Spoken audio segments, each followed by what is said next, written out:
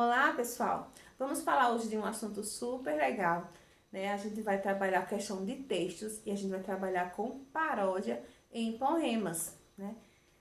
Vamos pensar, vamos lembrar o que é paródia, o que é intertextualidade, vamos ver dentro do próprio texto como é que isso acontece. Isso faz parte de uma atividade de linguagem, certo? E que é muito importante que a gente tenha um conhecimento sobre isso, porque vai acontecer em diversos textos que a gente vai se deparar ao longo da vida.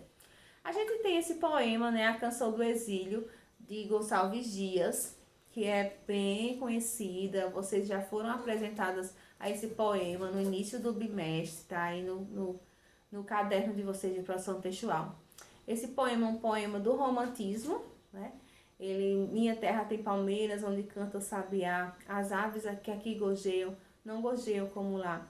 Nosso céu tem mais estrelas, nossas várzeas têm mais flores, nossos bosques têm mais vida, nossa vida mais amores. Em cismar sozinho à noite, mais prazer encontrei lá. Minha terra tem palmeiras, onde canta o sabiá. Minha terra tem primores, que tais não encontrei cá. Em cismar sozinho à noite, mais prazer encontrei lá. Minha terra tem palmeiras, onde canta o sabiá. Não permita, Deus, que eu morra, sem que eu volte para lá, sem que eu desfrute os primores que não encontro por cá, sem que ainda viste as palmeiras, onde canta o sabiá. Então, como vocês já sabem, esse poema foi escrito por Gonçalves Dias, que nasceu em 1823 e morreu em 1864, um poeta da época do romantismo. E essa época, que foi a primeira geração do romantismo, foi um momento de muito nacionalismo. Então havia um patriotismo muito grande, vejam que aí bem próximozinho da independência do Brasil. Então ele viveu ali naquela época que estava bem forte essa questão nacional, de identidade nacional. Então ele valorizou o nosso país com esse poema, quando ele estava exilado lá em Portugal, estudando, né, fazendo faculdade, e por isso não podia estar aqui, certo? Então, esse poema, como ele é um marco da nossa literatura, né, ele é o poema mais importante da época do romantismo, por dar início a esse movimento, ele é um poema que ele vai ter vários textos que vão dialogar com ele. Então, o que é esse diálogo entre textos? É uma intertextualidade. Intertextualidade é justamente esse diálogo entre dois textos diferentes, quando um faz referência a outro que já existia. Então, ele inspira-se, certo? Daquele discurso, aquele texto que já existe. Então, na sua mensagem, ele vai se inspirar tanto no que ele diz na mensagem, como na forma, no formato daquele texto, para criar um novo discurso, certo? Então, vai criar um novo texto baseado naquele original. Essa intertextualidade pode ocorrer de forma mais explícita, né, que a gente consegue ver de cara, ou de forma mais implícita, assim, de uma maneira mais dificilmente de se perceber, tá bom? Mas todas as duas formas são intertextualidade, é um diálogo ali entre os textos. E entre as formas de intertextualidade existe a paródia, que é uma recriação do texto, né, uma intertextualidade. E nessa intertextualidade vai acontecer algo muito importante, que é a ideia do humor, da ironia e da crítica. Então vejam que para criar uma paródia, geralmente ela vai trazer para a gente algum humor, alguma coisa engraçada, vai fazer com que a gente reflita sobre alguma coisa que acontece na sociedade, vai fazer com que a gente critique, né, que a gente ouça críticas sobre determinado assunto, certo?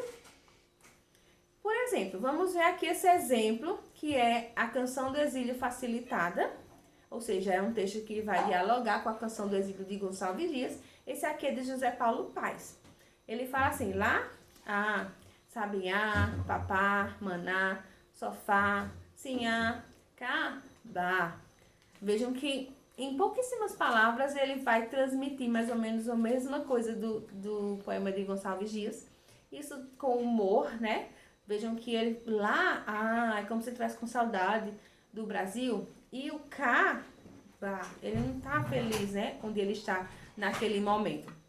Vejam que nessa estrofe do meio ele vai relatar coisas do Brasil, como sabiá, papá, né? Comida, maná, que é justamente o alimento, sofá, sinhá, né? Alguma moça, certamente, que ele deixou na pátria. Então vejam que de uma forma facilitada José Paulo Paes que já é de um século depois, né? De 1926, ele nasceu e morreu em 1998. Ele vai trazer essa mensagem pra gente. Esse outro texto aqui é de Maurício de Souza. E ele também tem uma intertextualidade, ele faz uma paródia com a Canção do Exílio, certo?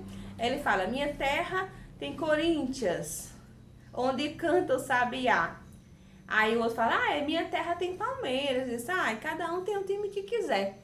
Né? Então ele utiliza essa palavra Palmeiras, que é da árvore, para falar do time Palmeiras, né? Então ele faz aí uma paródia, trazendo humor aí em relação aos times, pegando como ponto de partida justamente o poema da Canção do Exílio.